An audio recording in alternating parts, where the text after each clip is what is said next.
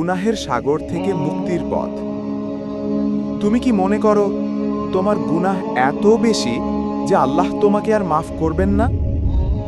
তুমি কি রাতের অন্ধকারে কেঁদেছ, কিন্তু সকাল হতে আবার পুরনো পাপে ফিরে গেছ?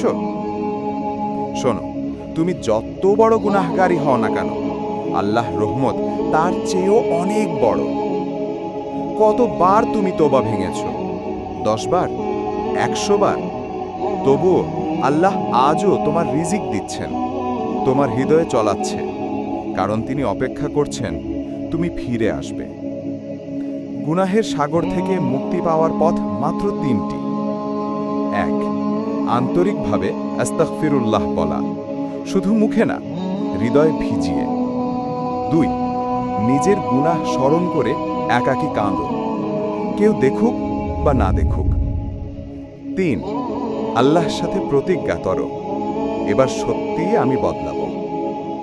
তুমি হয়তো মানুষের কাছে বদনামী, কিন্তু আল্লাহর কাছে তুমি এখনো মূল্যবান।